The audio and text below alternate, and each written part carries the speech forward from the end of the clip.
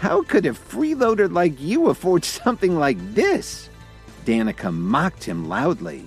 My husband's very successful and it's too expensive for him. And you're living off your wife's income. The other customers in the store started laughing at Kevin. A couple of them recognized him as the guy who'd married into the Jones family. Why was he even wasting everyone's time pretending he could afford something so valuable? Kevin got a little peeved when he heard what they were saying. He took out his bank card and tossed it nonchalantly on the counter. Wrap it up. We'll take it. He could tell that Lily really liked the ring. Sir, we don't accept supermarket loyalty cards here. The associate sneered as she looked at his card. Everyone burst into laughter. How could he have the nerve to pull something like that? Kevin couldn't believe how foolishly the salesperson was acting. Lily, your husband is really cold. Doesn't he know how to behave in a high-end store? Danica laughed conceitedly. Nonsense, Kevin snapped at the salesperson. Just swipe it and you'll see it's good. Sir, I said that our store doesn't accept discount cards. If this is all you have, please leave. I don't have time to play games, she scoffed. The salesperson had heard what Danica said about Kevin. If all of that was true, how could he possibly buy a ring that was worth $7 million? Please call your manager, Kevin said impatiently. Sir, bringing the manager over won't help if you can't afford the ring, she scoffed. Mr. Arnold, the store's manager, had been listening the whole time. He walked over to the counter, took one look at Kevin's black card, and felt like he was going to faint. He picked it up off the counter and asked the sales associate anxiously, Where did you get this card? I'm sorry, Mr. Arnold. This man handed me a supermarket discount card, the salesperson replied as she pointed at Kevin. I told him we can't accept it, but he just wouldn't listen. Mr. Arnold rolled his eyes as he realized he needed to give his employees better training. Then he gulped as he asked Kevin, Is this your bank card, sir? What do you think?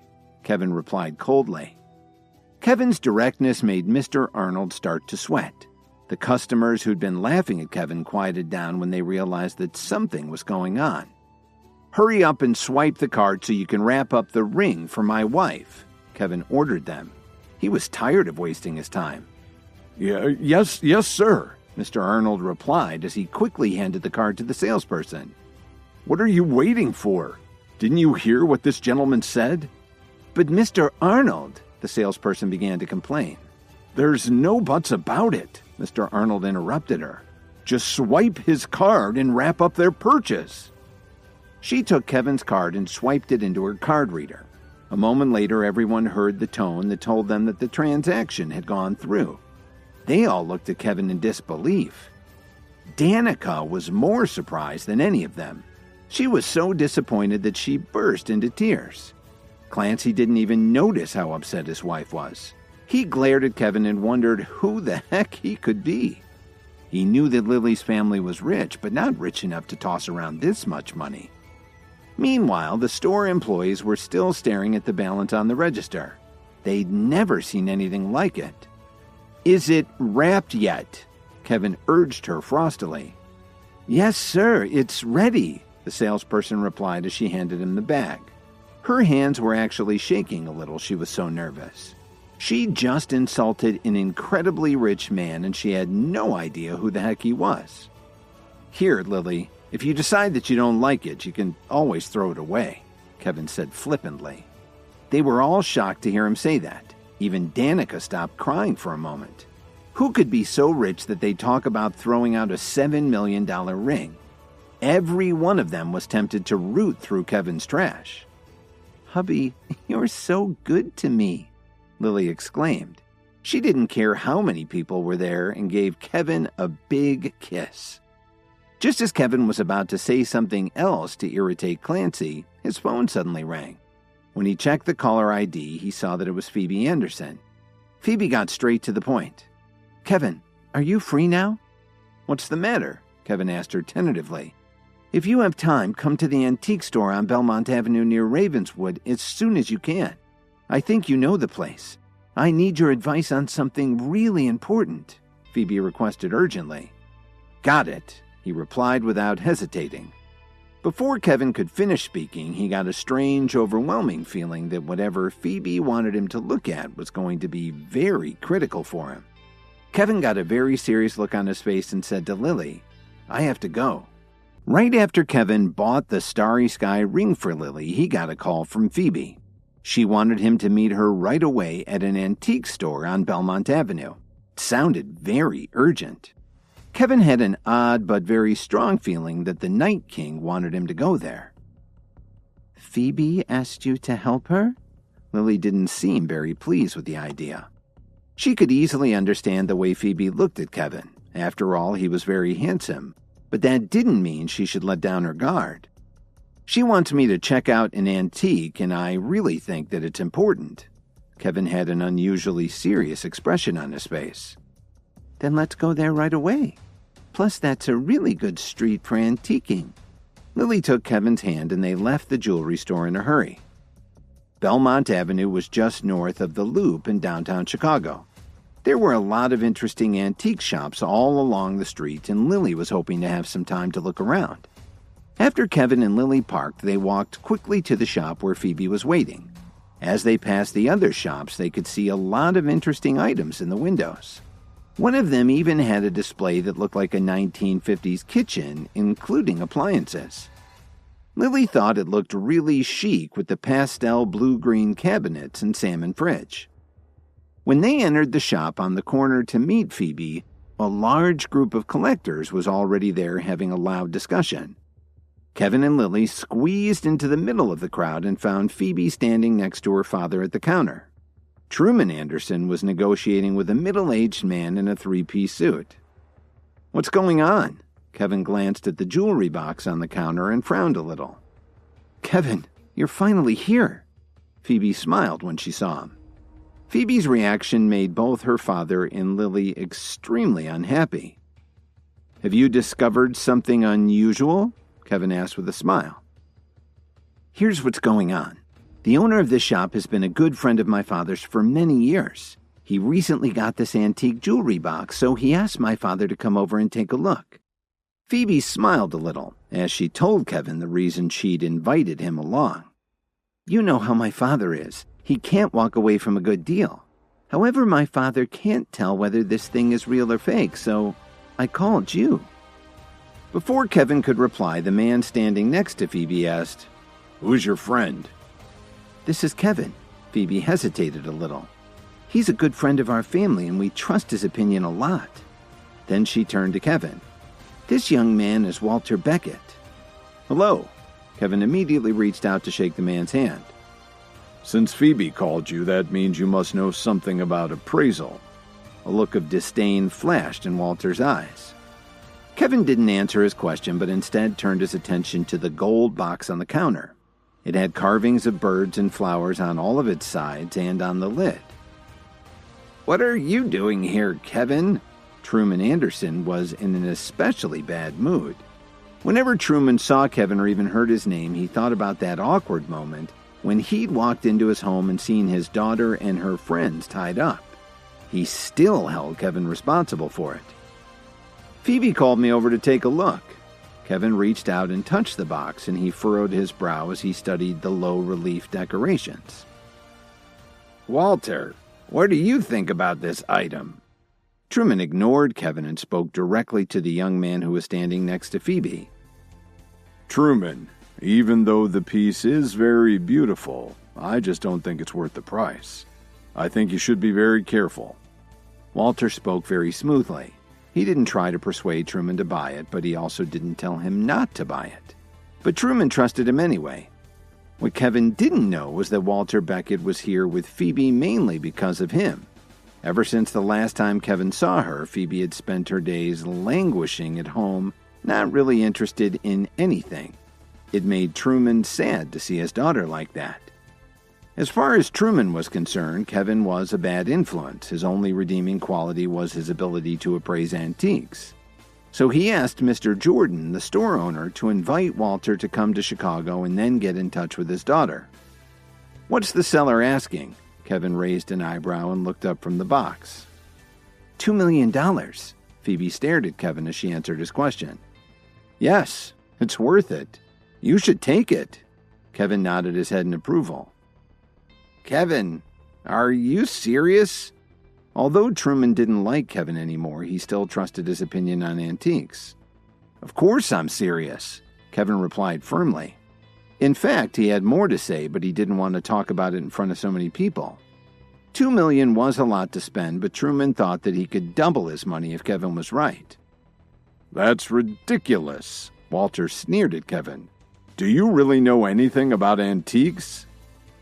While the decorations are very interesting, there's not enough gold just based on weight to justify a price like that, Beckett continued. On top of that, there isn't a lot of detail in the flowers. It's barely worth $200,000, let alone $2 million. You have no idea what you're talking about. The people who had gathered around them seemed to agree with his comments. One of them even whispered very loudly, I wouldn't expect any less from one of Mr. Anderson's friends. He's a perfect match for Phoebe. Phoebe was visibly upset when she heard these comments. She was afraid that Kevin would take it the wrong way. The store's owner, Mr. Jordan, also looked distressed. He'd gone through a lot of time and expense to get this antique jewelry box, and now it looked like he might stand to lose a lot of money on it. But he also knew that Walter was an expert appraiser and there was nothing wrong with what he said, so he couldn't challenge him on it. Truman nodded slightly and spoke to Mr. Jordan. My friend, I think Walter's right. Perhaps we should hold off on this purchase. Wait a minute, Kevin suddenly interrupted them. Truman, if you don't buy this item, you're making a big mistake. Truman sighed when he heard Kevin say this. I know you have extraordinary potential in antique appraisal, but you're still young and don't have enough experience. You can still make mistakes, but Walter is different. He's had intensive training and has a lot more experience than you do. The onlookers agreed with Truman's comments and nodded their heads in approval. They'd never even seen Kevin before, so how could he come in here and tell everyone what to do? So you're just going to take his word over mine? Kevin joked. It's not that I don't believe you, it's just that I believe Walter more. When Truman finished speaking, he looked over at Walter. After all, Walter was his future son-in-law. He had to show him some support in front of all these people. Truman, you really ought to take my advice. If you buy this, you'll make a lot of money. Kevin smiled as he tried to change Truman's mind. Why is this little box worth $2 million? Walter scoffed. Because it's not just a gold jewelry box. It's gilded ivory, Kevin replied casually. As soon as he said this, the whole shop suddenly became silent. Except Lily. Everyone there was an expert in antiques. They understood where he was going with this.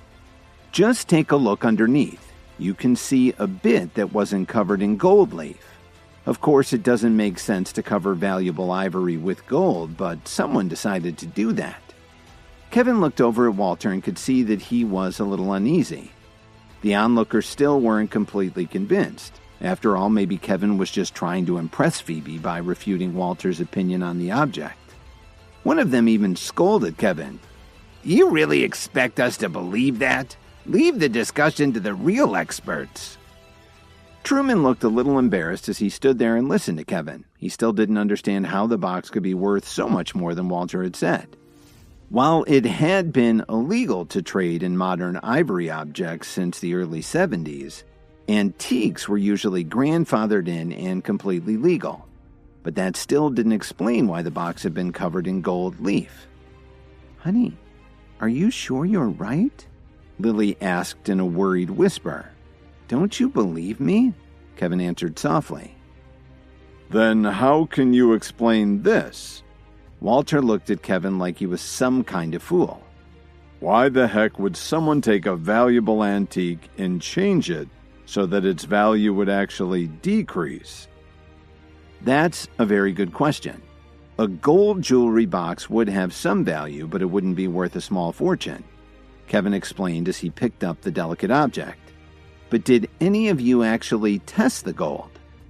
Then Kevin walked nonchalantly behind the counter and took a bottle of rubbing alcohol and a rag. What do you plan to do with that? Walter looked both irritated and confused at the same time.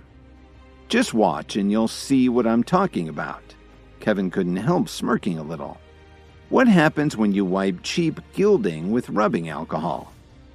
The whole antique shop fell quiet.